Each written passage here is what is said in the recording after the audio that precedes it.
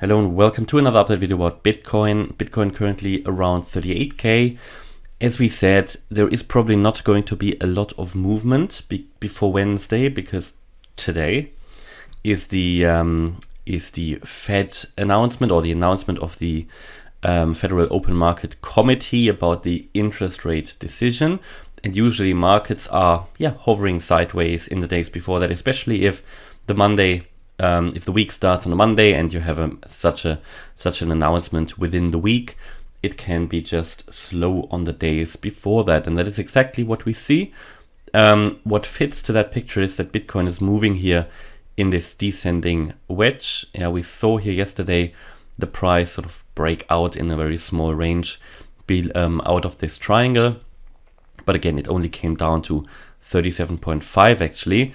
Could have very well come down to 37.2 here, the support level of the wedge. But today, so at 2:30 Eastern time, is the FOMC press conference. That's Eastern time, so you can calculate what time that is in your time zone. And what will happen is obviously they will talk about the monetary policy, the interest rates, and if they're going to increase them or not. And the forecast is sort of around 0.5 or 50 basis points. You can see that here by FedWatch. We expect the Fed to hike the Fed funds target rate by 50 basis points in May, and will bring home the message that the Fed will press on with larger rate hikes to bring inflation down. So I think expectations generally, what I read, are around 50 to 100, with 100 obviously being at the higher range, and I think 100 could have a sort of shorter term negative impact on the crypto market as well. 50 I think is sort of expected. Would nothing happen, I think it would send prices up, but I don't think nothing will happen. Pretty sure they will do something around 50 or 100. Obviously anything above that, which I don't expect, would probably have a very negative effect on the markets.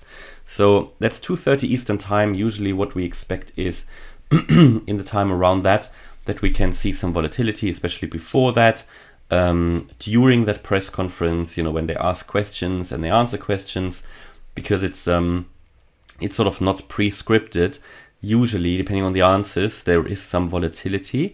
So sort of from 1:30 Eastern time to maybe 4:30 Eastern time, we can expect here some volatility. That is normally the time when you have increased volatility anyway in the market, because it is sort of in the first half of the trading day within the United States, and usually that is the time where you have most volume, most volatility in the market anyway, also in the crypto market. So that is where it sort of is very similar.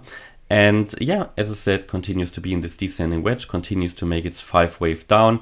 In my view here, this last bit was a diagonal, an ending diagonal, which is which matches quite well here the overall wave count and the overlaps. You can sort of construct that with that, and at some point here I would expect the breakout out of that wedge to the upside. It has obviously further downside potential in the wedge, so until here there is a breakout of the wedge, nothing is going to happen. At some point there needs to be that wave to that larger wave to the upside. If it goes straight down, I personally would be surprised, I tell you that, but that is still in the direction of the overall trend that we are waiting for, and I'd be happy if it goes down straight away personally, because it would just be faster, it would just get faster into my target area here between 20 and 29k. You know that is the area that on this channel we've been waiting for since November. Obviously we know that it takes time to get there, so it's all going according to plan at the moment. We are currently here in a downtrend. This is not bullish what we're doing here. I explained that yesterday. We talked about the weekly MACD. We looked at the weekly MACD and we saw that the weekly MACD had a bearish crossover. We are below the 200-day moving average. We are below the 1-year moving average. We have come out of a bear flag here, which you can see here. You can see the flagpole here. You can see the flag here, and that actually broke out in a bearish way. We have the head and shoulders here that you can see on the chart as well, and we are still below the neckline.